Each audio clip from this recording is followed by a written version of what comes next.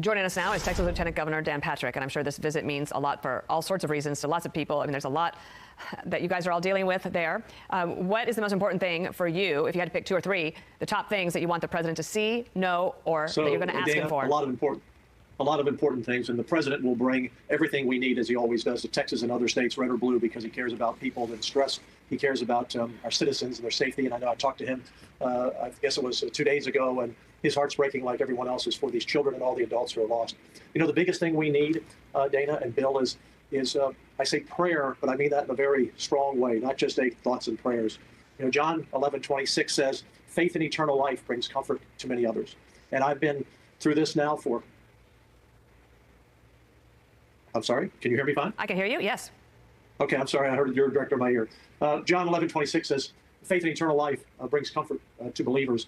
And Dana, for my 10 years as Lieutenant Governor, we've seen a lot of tragedies, hurricanes and tornadoes and floods and domestic shootings. And every time when I'm around people who have suffered great loss, tragic loss, it's always the rock of their faith that they stand on.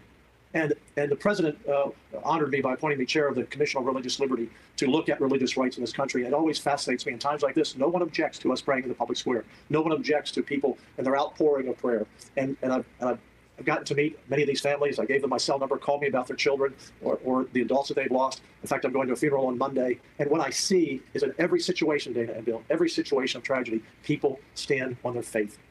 We're here for a short time. They'll be rejoined in heaven with their loved ones they've lost, and it's painful now. But it's faith that gets us through first and foremost, like it did for the president a year ago Sunday when he was shot. It is faith that America stands on.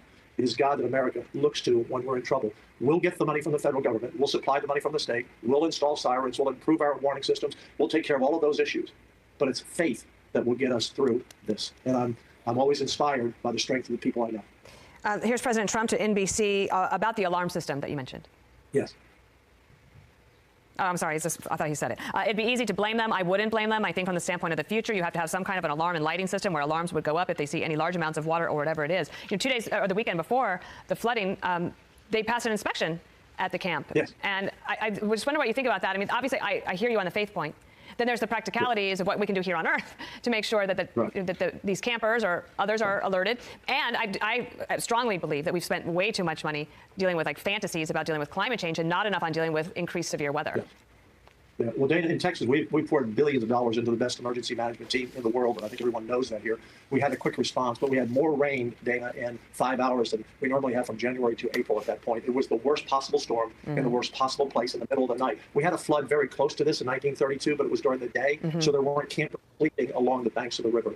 And so we're going to fix all of those issues. We're going to clean up the debris. We'll restore people.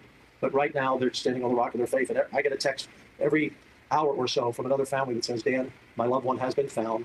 We are getting closure, and they're getting through this. These are brave people. And those responders out there, those searchers walking through the water, the snakes, all the debris under it, they're not standing on the rocks of the banks of the river. They're standing on the rocks of the bank of their faith. And that's what gets America through every time we find darkness in our lives. And it's a dark time right now in Texas, but we're looking forward, we're looking upward, and we are going to move forward with the president's help and with the state of Texas and the people at the local level and all the people around the world who have sent money in by the truckloads to help restore these lives. I've just never seen such an outpouring of strength as I've seen during this time. It's just remarkable. Right. Thank you so much, Lieutenant Gov.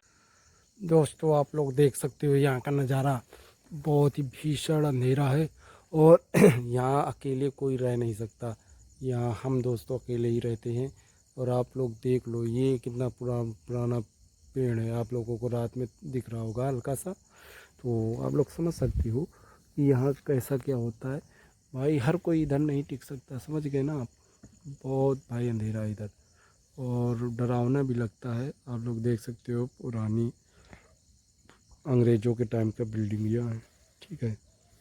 और दूर दूर तक light कोई इतना अच्छा दिख नहीं रहा है, ठीक है। ये देखिए पूरा अंधेरा पड़ा हुआ है, तो इस अंधेरे में ड्यूटी करने का एक अलग ही मज़ा है। आप लोग कभी ऐसे अंधेरे में ड्यूटी किए हों या कहीं अंधेरे में रुके हों तो कमेंट करके ज़रूर बताएं कि आप लोगों को कैसा लगा था, डर लगा था या कि नहीं लगा था। अगर डर लगा था तो कमेंट में यस लिख के भेजें।